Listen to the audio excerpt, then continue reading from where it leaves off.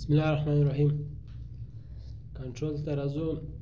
تېره ورځ چې کوم تر لاینه پورې مو ویلي و، نن راځو ټیګل بټن.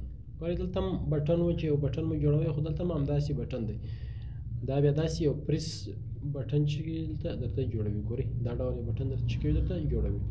دا هم همداسې اکشن او کار کوي لکه څنګه مو چې نور بټن ډول بیا وروسته وایي چې څنګه کولی شي دې ته اکشن یا دنده یا ورته وټاکو چې څه کار باید وکړي. صحیح شو؟ ډیزاین ته راځو، دې ته به ډیلیټ وایي. دغه څه وروسته چې کوم دی دلته راځو لیست باکس دی. لیست باکس څه کار کوي؟ ګورئ یو چې کوم و دلته مو کامبو باکس پکښې ویله، او دلته چې کوم دی لیست باکس دی. لیست باکس بیا په کامبو باکس کې خو مو یو انتخاب، مثلا ولایتونه مو انتخابول، د شاګرد یو ولایت مو انتخابوي چې دا د پلانکي ولایت دی. یو چې کوم دی مثلا دلته یو کامبو باکس دی، مثلا په دې ساحه کې چې جوړوم یو کامبو باکس په دې ساحه کې جوړوم.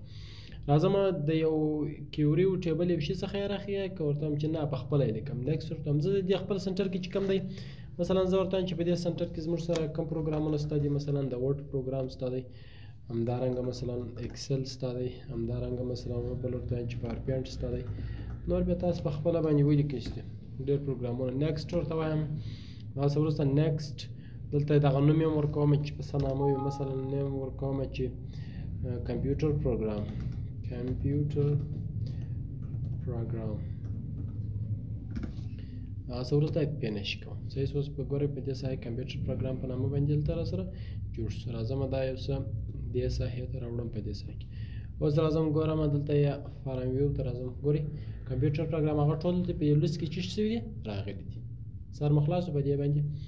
دا وروسته چې کوم دی راځو ډیزاین ویو ته راځو. په ډیزاین ویو کې تر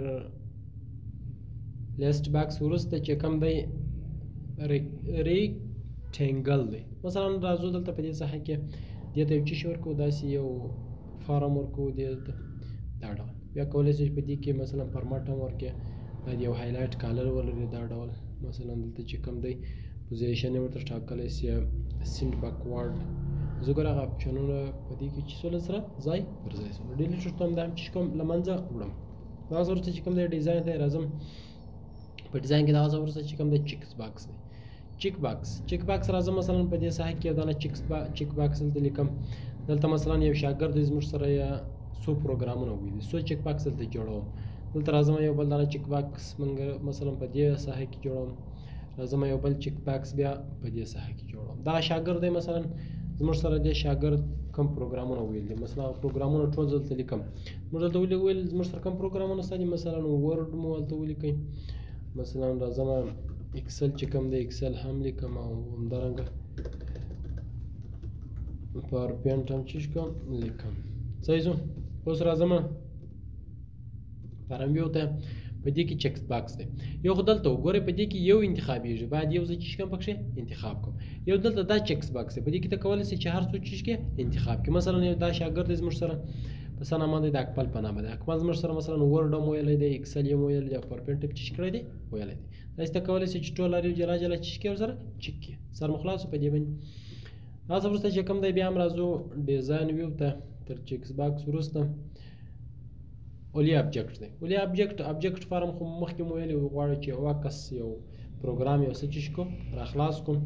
اټچمنټ دی غواړي چې د زده کوونکي شاګرد اټچمنټ. او دغه څه وروسته چې کوم دی اپشن بټن دی. اپشن بټن مثلا لازم زه په دې ساحه کې چې کوم یو اپشن بټن چې کوم جوړوم. څو اپشن بټن ته کولی شئ دلته چې جوړ کړئ. لکه څنګه چې مثلا د چیک باکس جوړوي دلته به چې کولی شئ اپشن بټن هم جوړولی شئ. مثلا څو اپشن بټن دلته دا اپشن بټن دا اپشن بټن. یو خو ګورئ مثلا باول کې مو چې دلته وویله دا اپشن ګروپ، په اپشن ګروپ کې مو یو انتخاب وویل، لکه ګورئ میل یا فیمیل. او یو دلته اپشن بټن دی، مثلا اپشن بټن څو دانې به چې کېږي انتخابېږي. لکه چیک باکس چې څو دانې انتخابېدل، دلته اپشن بټن هم څو دانې چې کېږي انتخابېږي. صحیح شو؟ مثلا یو شاګرد دی راځم مثلا د چې کوم دی د جنوري د میاشتې کوم پیس چې دی هغه یې چې کړی دی ورکړی دی.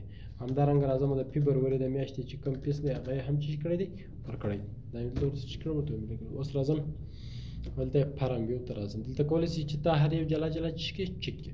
مثلا دام کولی شئ چې چیک کړئ، هم دام چیک کړئ. ګورئ هر یو خو په دې کې څه کېږي یو چې کولی شئ. ګورئ چې که په فیمیل چیک کړئ بیا میل نه چیک کېږي، او که میل چیک کړئ بیا فیمیل ان چک کیږي او دلته کولی شي چې هر یو چک کې سر مخلاص په دې باندې ښه دا څه ورته چې کوم د ډیزاین ویو ته راځو په ډیزاین ویو کې دا څه ورته چې کوم د پکچر عکس غواړم چې دلته په دې کې د شاګرد چې کوم عکس هم راواخلم د پکچر ورته وایم کولی شم چې هغه عکس یې ورته چې کوم ورته انزرټ کړم په کومه ساحه کې مثلا هغه ساحه یې ورته ټاکلی شم چې په دې ساحه کې غواړم چې عکس یې انزرټ کړم مثلا په کومه ساحه کې په دې ساحه کې صحیح شو اوس کولی شي عکس راواخلم عکس د کوم ځای راخلم مثلا زه ورته وایم چې د ډیسکټاپ څخه زه عکس راخلم دغه عکس چې کوم دی دا راخلم دلته ورته اوکې وایم وګورئ هماغه عکس په دې ساحه کې راسره چې راسره راغلی پرمیو ته راځم ګورئ هغه عکس دلته زموږ سره چې دی شتون لري سره په دې خلاص وو ښه دا څه وروسته چې کوم دی ډیزاین ویو ته راځو دلته انزرټ امیج دی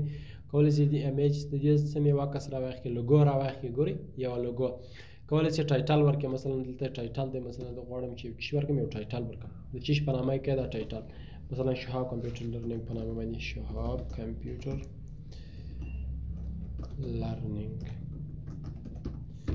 دلته مې چې ورکړم ټایټل ورکړي ډیټ ان ټایم کولی شي چې وخت او تاریخ چې کېږدي مثلا په هر ځای کې چې ستا خوښه ډیټ ان ټایم کولی شي څه ډول ډیټ ان ټایم دی هغه ورته انتخاب کړه او ورته اوکې ووایه